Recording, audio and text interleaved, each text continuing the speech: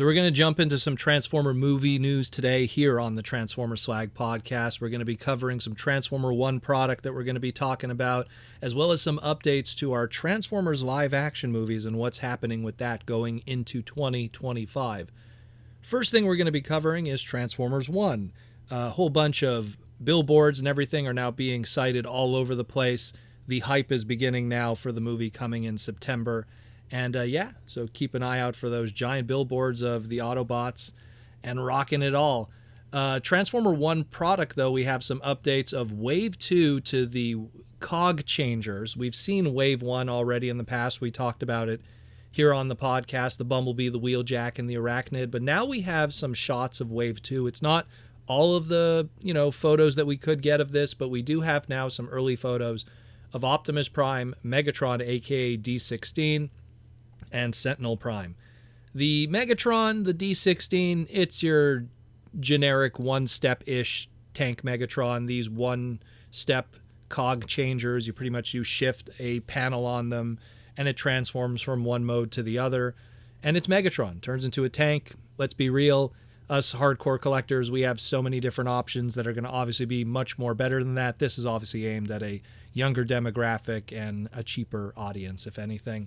The Sentinel Prime is kind of the same story too. We already have that, Prime Changer deluxe-ish mainline one, and of course we're probably going to get some kind of studio series version of this character in the future, so we already have better options for this version of the character. The only thing that we could take away from stuff like this is now that we see these products and we could compare and contrast with box art and everything, because of the limited the limited stuff that we have in terms of footage from the movie, because all we have is a trailer to go with, we get, different images and different angles in that of Sentinel Prime with his veneering and details and his sculpt and design. So we could at least appreciate that, even if this is a product that we'll probably not pick up, unless you're really a hardcore Sentinel Prime fan.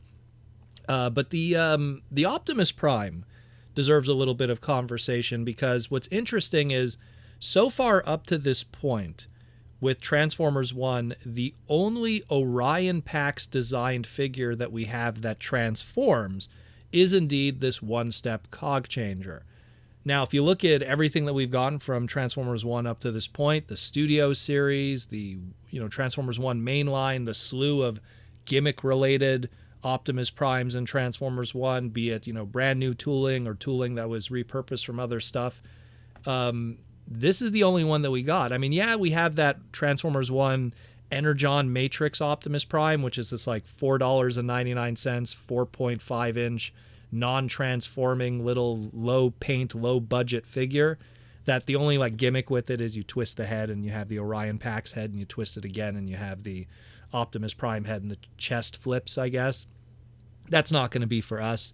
So if you want to have something, I guess, up to this point, that is your Orion Pax representation, you're going to have to obviously look at something like this one-step cog changer in a lot of ways. Because, again, Studio Series, the TF1 mainline, all of those really lean on a movie Optimus Prime kind of look. It's really late movie Optimus kind of look in a lot of ways. So we'll see what happens with that, but that's all I really wanted to say about the cog changer Optimus, and how there is at least something unique going on there compared to everything else we've gotten. And then let's talk about, the Transformers G.I. Joe crossover movie, our next live action movie.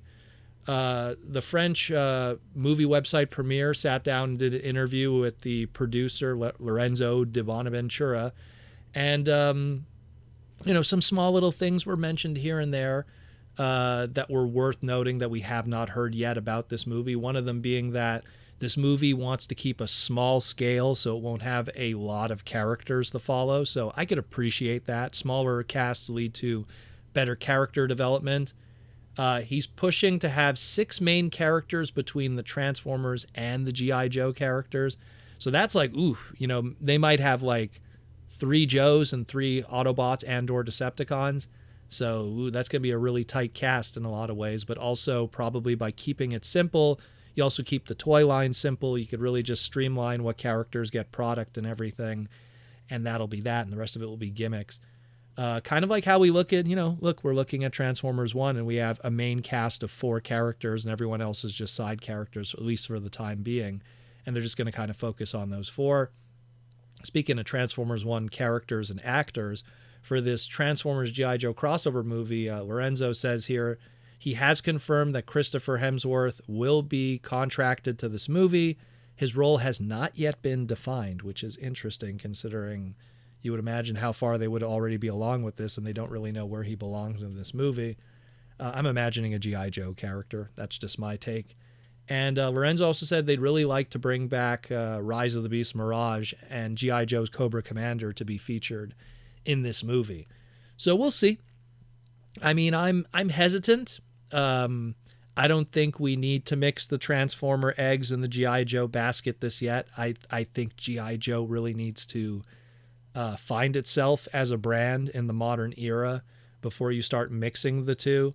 If anything, I feel that it's just another Transformer movie with an IP that doesn't do well on its own. And dare I say, by having G.I. Joe attached to it, it might even scare away some of the more casual viewers that would have never went to see a G.I. Joe movie. And now that they see it attached to Transformers, even more so might not want to see it. Don't get me wrong, I love G.I. Joe. But I also recognize how G.I. Joe is viewed to modern audiences and the moviegoers that make up 90% of our ticket sales and thus determine the success of these brands. And I don't know. It's a tough one. It really is a tough one. I always say, prove me wrong, and I will glad to be wrong, but it is a tough one. So let me know what you think about this, guys. Not much to cover really today, but that is some stuff. We got some new Transformer 1 product again to look at and some updates on our Transformers G.I. Joe crossover movie that we will be supposedly expecting in 2025, even though they're not really defined anything yet. Let me know what you think, and thanks for, again, listening to the Transformer Slag podcast. And as always, thank you for listening.